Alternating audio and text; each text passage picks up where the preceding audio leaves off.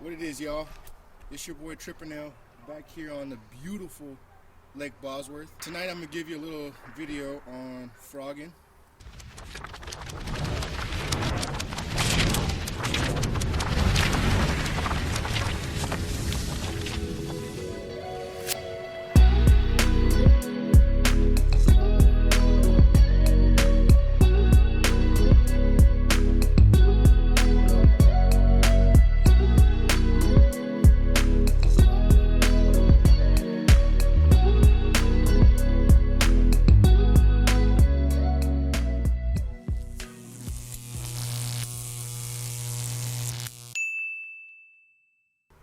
I have 3 frogs set up. I have a poppin' frog in the Googan Squad Ghost Skill color. On this rod, I have a white scum frog. It's the launch series. And on that one, I have a black mini Googan Squad. What's called Nightclub. But you know, you got to start off with your favorite. I told you in many videos before, my favorite is the Googan Squad Ghost Skill. Eat me. When you're fishing frogs for bass, there's multiple ways you can fish them. When you're using the popper frog, the most common way is to pop it. And just when you pop it, water spits. It shoots the little cup of the mouth. When you pull it through the water, it spits water and makes a splash, a chugging sound like it's a bait fish dying on top of the water. And you can just keep slowly popping it. And like I say though, you never want to keep doing the same thing until you figure out a pattern. The one good thing about popping frogs is you can walk them really well too.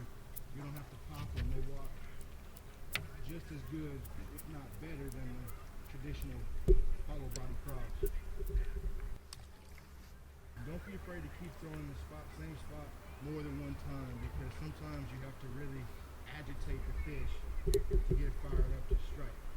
Another great thing about frog fishing is when you're doing it, you don't really catch any small fish. It's a bigger presentation, a bigger bait, so only the bigger fish go after it. You mostly want to fish frogs in the mornings and in the evenings when the fish are out feeding. You can fish frogs in the middle of the day, but you really have to aim for shaded areas, or you have to go over heavy pads. Sometimes you want to work the bait really slow, sometimes you want to work the bait really fast.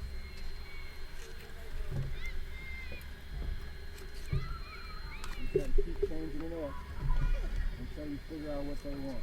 You get to change out lures, rod colors. Right now I'm going to try to work it really fast, like with the school fish, just going up on the top of the water, getting chased by the giant fish. You can just go right over the top of the lily pads. Sometimes the line gets caught on the lily pads, and that part's super annoying. But it's great. We'll pull through the lilies. You won't lose your frog. I forgot to do it, but you should always, well, not always, some frogs you don't have to, but with the Googan frogs, you have to squeeze them a little bit to get the water out of it that get into it when you're fishing them back and forth.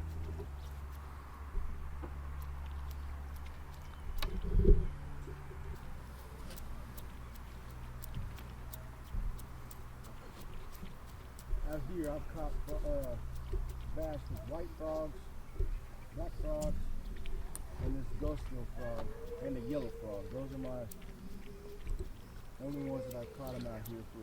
In one of our mystery boxes we got is duck lures. I think it's called Danny the Duck or Donnie the Duck.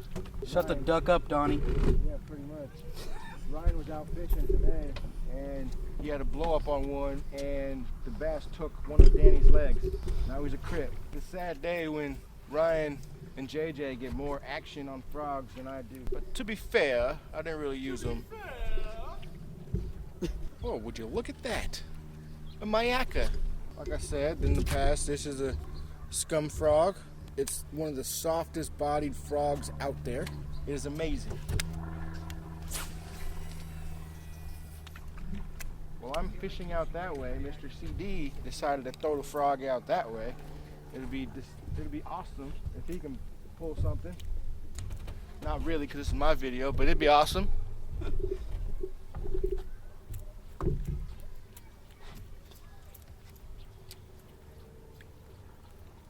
But yeah, also this scum frog, it walks amazing. There's a little trick. You want your frog to walk a little bit easier. Trim one side of the legs just a little bit longer than the other. Even if you don't want to trim the legs, just trim one side, that's fine. The way you walk the frog, you got to make sure you have slack in your line, because if you don't have slack in your line, it's just gonna bob forward. And that's another way you can catch them. This one is a 7.6 heavy powered Mayaca. I got it end of last summer for my frogging rod, and well, it has worked. It caught fish. It's just heavy. Ryan has a rod that's designed for frogging, and it's called the Anura, which you're gonna see me pick up here in a couple of casts. And that one is light. It's got a really soft tip, but a strong backbone. It's an amazing rod. Come on, fish. You have to think every cast you're gonna catch a fish, or you will miss the fish. That's the correct mentality, kid. Every cast I make with a frog, I think I'm not going to catch a fish. So and that's why you don't catch them. When you're in the late summer to early fall pattern, when the water starts to cool down, you want to go a little slower, because the fish, they don't want to hunt stuff down. I had a couple of bites last night on a frog out here, working it super slow, and that's what Ryan and Chops were doing out in the boat earlier when they had their few bites.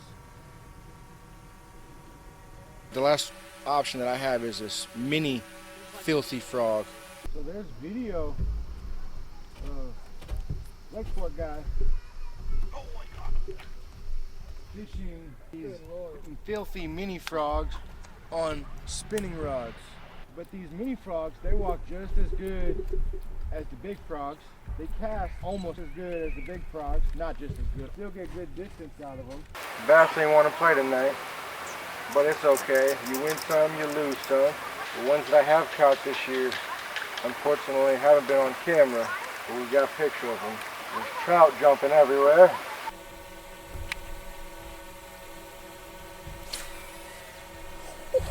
That was too close. I'm so glad I didn't go down like I was going to. Oh, I'm sure it was. Woo!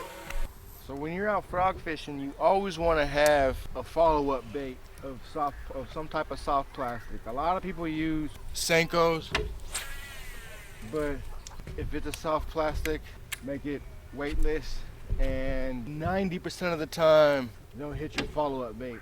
There's definitely times where they get turned off by it and they don't want no part of it. If you miss a fish, there's two things you can do. Three things. You can either say, oh well, and leave, which is a stupid thing to do. You could throw your frog right back into the same spot, or you could throw your frog past where you had to blow up, and then work it over the same spot, and half the time they'll hit it again, half the time they won't. Or you go straight to your follow-up soft plastic. This Danny the Duck is garbage with no feet. It just fills up full of water. So what do I do if every time I go and try to do that, I rip it right out of their mouth every time? What's the trick? Rat's nest? that.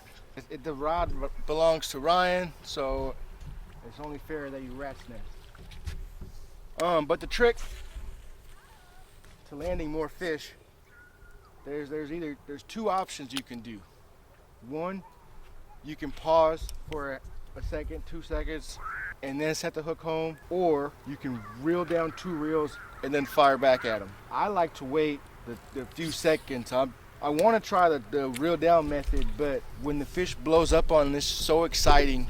Your heart starts racing. It's hard to wait. It's hard to remember to reel down. Once you start figuring it out, what method works best for you, you'll start catching more fish. There is a method you can do, which we have to do it, so we'll bring you along when we do it, but you can boil your frogs and they'll make them softer bodied I've noticed these Googan squad frogs are pretty, I mean, you can still collapse them, they still catch fish, but scum frogs, they're so soft. Well, it wasn't as successful as I would like, but anytime you're fishing is a great night, great day. Anytime you get to throw frogs is an even better day. But I appreciate you guys coming in and watching my tutorial video on frogging the tripping L way. And I hope it helps you catch more fish all of next spring and next summer. Thank you again. Please comment, like, and share. Tight lines.